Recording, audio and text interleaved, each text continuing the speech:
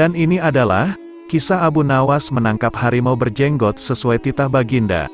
Bagi kawan-kawan semua tolong simak video ini sampai akhir agar dapat tahu pelajaran dan hikmahnya pada video kali ini.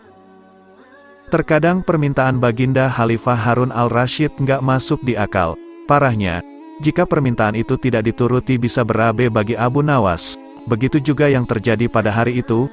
"Hai Abu Nawas," seru Khalifah Harun al-Rasyid. "Sekarang juga kamu harus dapat mempersembahkan kepadaku seekor harimau berjenggot. Jika gagal, aku bunuh kau." Bila sudah begitu, Abu Nawas hanya bisa menatap lantai. Dia menyadari Baginda sedang keluar bencinya kepada dirinya.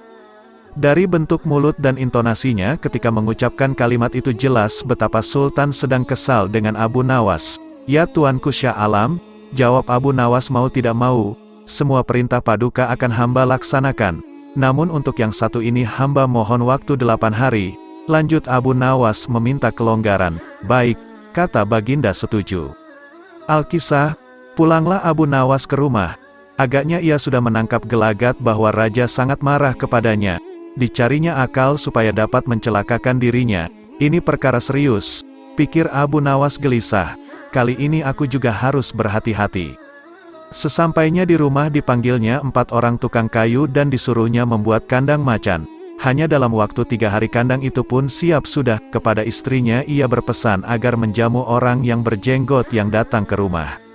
"Apabila Adinda dengar Kakanda mengetuk pintu kelak, suruh dia masuk ke dalam kandang itu," kata Abu Nawas sambil menunjuk kandang tersebut. "Baik," kata istrinya. Abu Nawas pun kemudian bergegas pergi ke musala dengan membawa sajadah. "Hai Abu Nawas, tumben lu salat di sini?" bertanya imam dan penghulu musala itu. "Sebenarnya saya mau menceritakan hal ini kepada orang lain. Tapi kalau tidak kepada tuan penghulu, kepada siapa lagi saya mengadu?" jawab Abu Nawas. "Tadi malam saya ribut dengan istri saya. Itu sebabnya saya tidak mau pulang ke rumah," ucap Abu Nawas berdalih. Pucuk dicinta ulam pun tiba, pikir penghulu itu.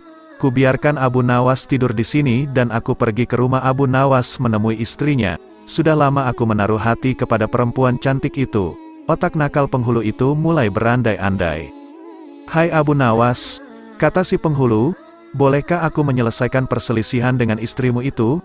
"Silakan," jawab Abu Nawas, "hamba sangat berterima kasih atas kebaikan hati tuan." Lanjutnya, maka pergilah penghulu ke rumah Abu Nawas dengan hati berbunga-bunga, dan dengan wajah berseri-seri diketuknya pintu rumah Abu Nawas.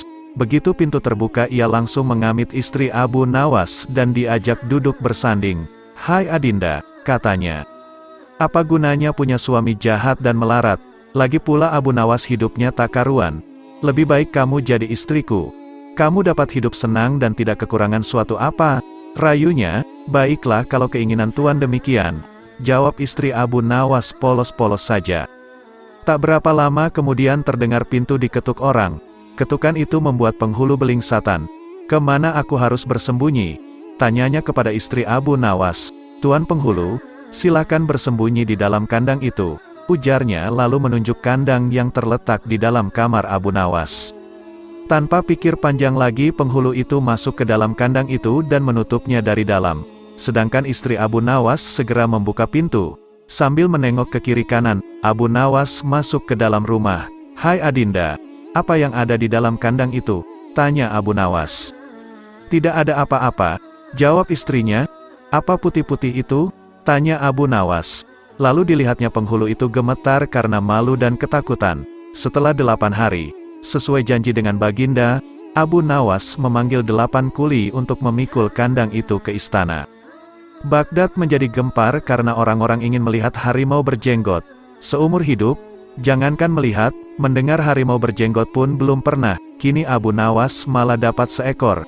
Mereka terheran-heran akan kehebatan Abu Nawas.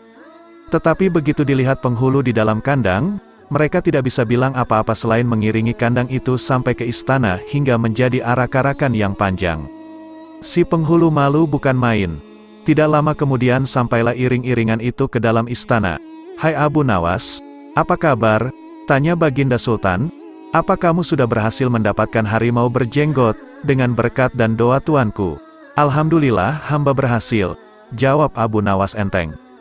Maka dibawalah kandang itu ke hadapan Baginda. Ketika Baginda hendak melihat harimau tersebut, si penghulu memalingkan mukanya ke arah lain dengan muka merah padam karena malu. Akan tetapi kemanapun ia menoleh, ke situ pula Baginda memelototkan matanya.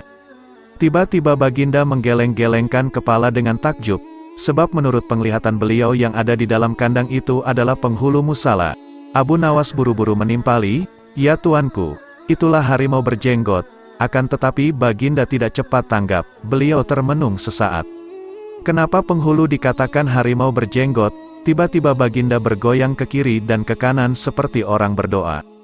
"Oh penghulu, ya tuanku Syah Alam," kata Abu Nawas, "perlukah hamba memberitahukan kenapa hamba dapat menangkap harimau berjenggot ini di rumah hamba sendiri?" Ya, ujar Baginda sambil menoleh ke kandang itu dengan mata berapi-api.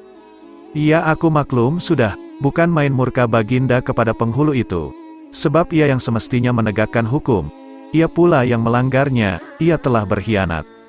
Baginda segera memerintahkan punggawa mengeluarkan penghulu dari kandang dan diarak keliling pasar setelah sebelumnya dicukur segi 4, agar diketahui oleh seluruh rakyat betapa aibnya orang yang berkhianat. Dan demikianlah video kali ini, semoga dapat diambil beberapa pelajaran serta hikmahnya. Dan semoga video ini dapat bermanfaat bagi kita semua.